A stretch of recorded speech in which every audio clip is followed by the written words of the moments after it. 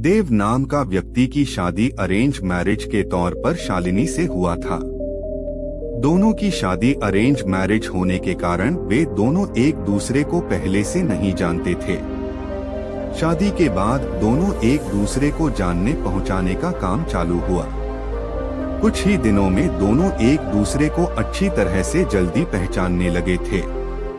जब दोनों में अच्छी तरह से पहचान हुआ, दोनों एक दूसरे को समझने लगे थे, तो देव को लग रहा था कि उसे एक बेहतर ही पत्नी मिली है, क्योंकि उसे पूरी तरह से समझने के बाद उसे समझ में आ गया था कि लव मैरिज करना कोई जरूरी नहीं है, अरेंज मैरिज में भी अच्छी पत्नी मिल जाती है। दोनों की नई नई शादी हुई थी, इसी कारण से दोनों एक दूसरे को अच्छी तरह से समय देते थे। उसके बाद दोनों एक दूसरे के काम में हाथ बटाया करते थे। पति पत्नी दोनों में खूब ज्यादा प्यार होने लगा था। अब उसकी पत्नी भी देव को समझ गया था और उसे किसी भी प्रकार का कोई काम या किसी प्रकार की कोई सामान जरूरत पड़ने से पहले ही उसकी पत्नी उसे के सामने हाजिर कर देते थे। एक दिन देव अपने दोस्त को सूरज को अपने घर दावत पर बुलाया था।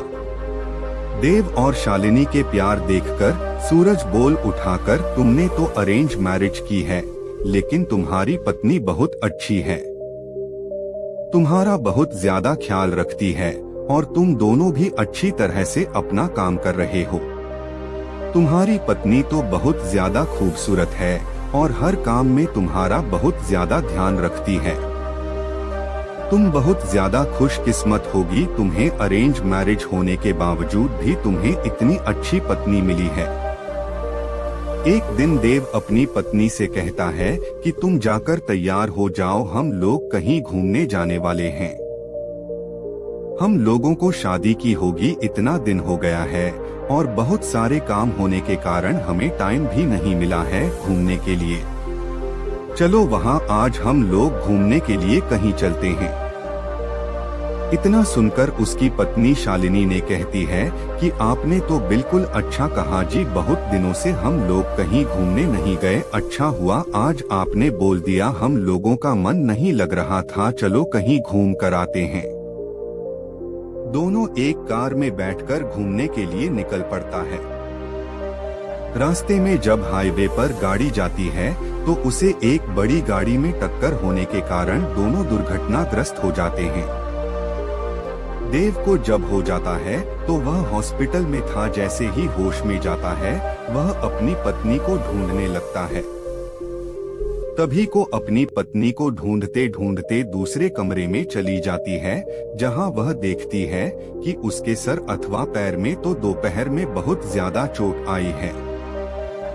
देव घबराकर डॉक्टर से पूछता है कि मेरी पत्नी की तबीयत ठीक तो है, क्या वह सही हो जाएगी ना? तभी डॉक्टर कहता है कि तुम्हारी पत्नी की पैर की नसों में ज्यादा खून निकलने के कारण पैर को काटना पड़ा है, वह नहीं चल सकती है। इतना सुनते ही शालिनी की आंखों में आंसू आ जाता है और कहता है कि मैं तो आपके ऊपर अब बोझ बन गया हूँ।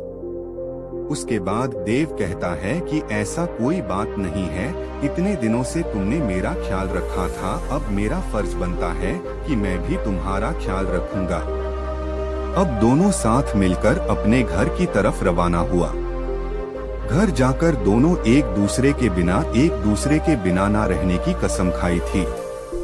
फिर उसके बाद वह अपनी जॉब को छोड़कर घर से ही वर्क टू होम मतलब के वर्क फ्रॉम होम किया करता था। साथ ही घर रहकर अपने पत्नी की मदद तथा उसके देखरेख में उसका मदद किया करता था। इसी तरह एक दिन फिर सूरज देव का दोस्त उसके घर आता है और कहता है कि तुम तो आप घर के काम करने लगे हो, तुम्हें बहुत अच्छा बिजनेसमैन हो, तुम अपनी जिंदगी क्यों बर्बाद कर रहे हो एक लड़के के कारण? तुम अपनी दूसरी शादी कर लो, चाहे तो इसे भी अपने पास ही रखो, लेकिन तुम कंपनी में चलो काम करो। इसके बाद देव कहता है कि मेरी पत्नी से बढ़कर मेरी जिंदगी में कुछ भी नहीं है, मैं उसकी देखभाल हमेशा करूंगा और करता ही रहूंगा, क्योंकि हमेशा से ही मुझसे प्रेम करती थी और हमेशा से ही हम लोग पति पत्नी आपस में प्रेम करते रहेंगे। फिर वह अपने दोस्त को कहता है कि तुमने एक बार आया था और मुझसे कहा कि तुम्हारी पत्नी बहुत अच्छी है, तुम बहुत खुशकिस्मत होगी, तुम्हें ऐसी पत्नी मिली है। फिर आज क्या बात है, क्या तुम इस प्रकार के बाद मेरी पत्नी के लिए उपयोग कर रहे हो?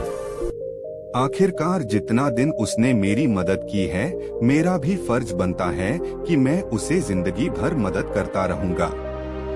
इतना सुनते ही पीछे से उसकी पत्नी भगवान से प्रार्थना करती रहती है कि भगवान आपने मुझे इतना अच्छा पति दिया है कि मैं इसका शुक्रिया कैसे अदा करूंगी।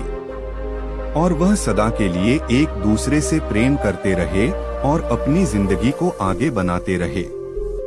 इसलिए मेरा मानना है कि पत्नी चाहे जैसे भी हो उसे कभी नहीं छोड़नी चाहिए, और पत्नी को कोई तकलीफ होती है तो उसका साथ देना चाहिए, ना कि उसके साथ छोड़ना चाहिए।